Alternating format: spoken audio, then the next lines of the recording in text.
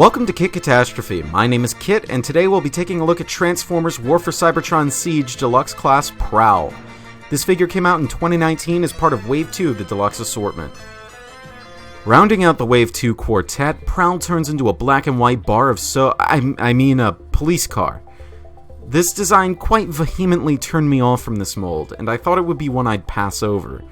That is, until I saw Barricade and decided maybe this isn't such a bad look after all.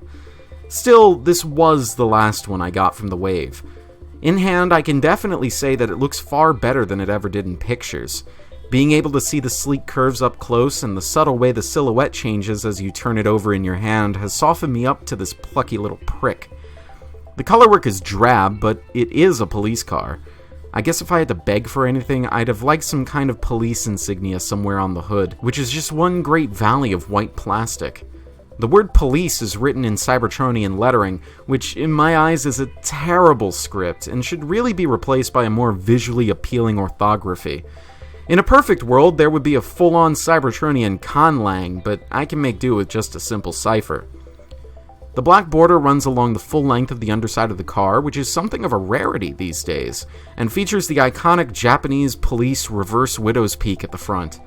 The canopy itself is done up with silver paint on the underside of clear blue plastic, which is a charming effect, but is inexplicably done on the wheels as well. I appreciate the effort taken to paint the rims, but I'd prefer some regular black plastic wheels instead of translucent ones, please.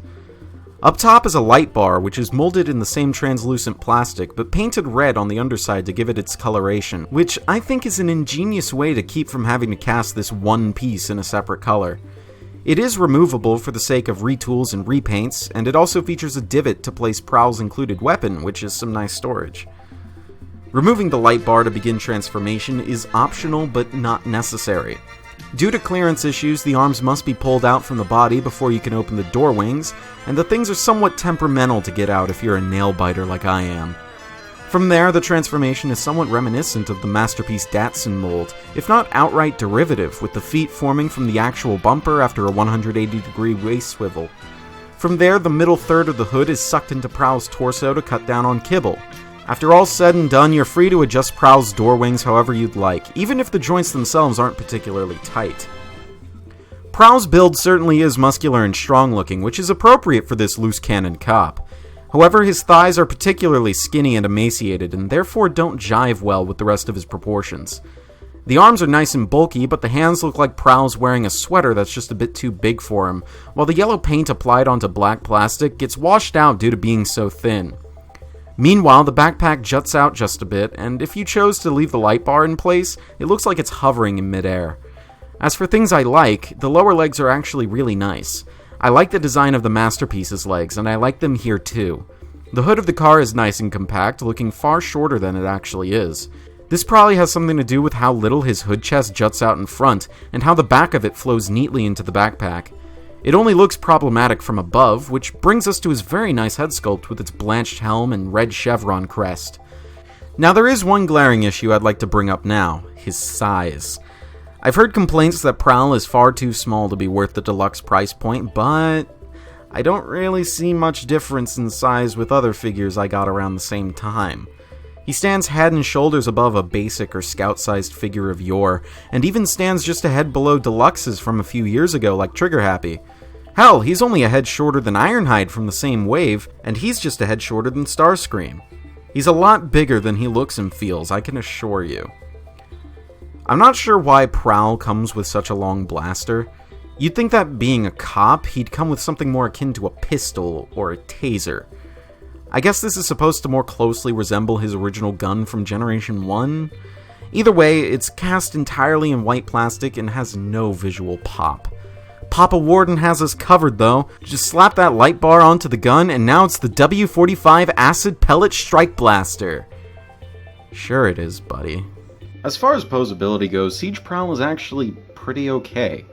Starting at the head, he has a ball-jointed head that its only real appreciable usage is left and right, but there is a slight nod up and down, and a slight tilt from side to side, but it doesn't really do much good.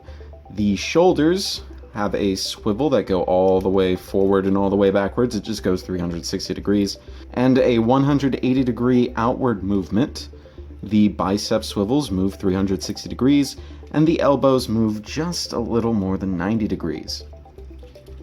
Going on to his back, the door wings are adjustable, though they don't really have any stable locking positions. I like to keep mine swept back around a 45 degree angle or so, just because it looks the most dynamic, but you can have them splayed all the way outward, so he can T-pose in 2 instances of the Z-axis, and, or you could, push them all the way back if you want to make him look stupid. The waist swivel goes all the way around 360 degrees, and it's a little loose, but not too loose to really complain about it, just loose enough to tell you about it. The hips are universal joints that go forward and back all the way, and outward all the way, so he can do a very wide split and drag his nuts and taint across my reviewing studio. The thigh swivels don't go inward or outward very far, but it does approximate natural movement in this area, so I can't really complain. The knee. Due to transformation, his knee goes all the way, and it looks pretty good, where he's all tippy-toe and he's gonna crane kick you or whatever, but when you extend his legs, that does mean, yes, there are some pretty big voids in his legs. I can look past that. I can totally understand why someone else wouldn't be able to, but, c'est la vie. The feet, as you saw earlier, can rock forward and backwards. More backwards than forwards, just due to transformation, because, this is how it goes back into car mode. And finally, the piece de resistance, massive ankle pivot. Look at that. That is pretty impressive. Wouldn't you agree? Wouldn't you agree, PROWL? Wouldn't you? PROWL is a very adequate figure, and arguably the best of the wave. I'm not particularly fond of 6-Gun, and Chromia is just... Ironhide certainly is bigger and more robust, but PROWL has the more interesting transformation and doesn't feature any glaring quality control issues. PROWL does everything he needs to, which is enough for me. Whether or not you feel he's worth the deluxe price point is up to your own tastes and how comfortable you feel about a figure of this stature. Sure, he's not one I'd buy right away. Like I said, he was the last figure from the wave I got, but I don't regret getting him at all. Hell, if you're not fond of PROWL, he'll be available in 3 other flavors down the line. This has been Katastrophe. Transform and roll out.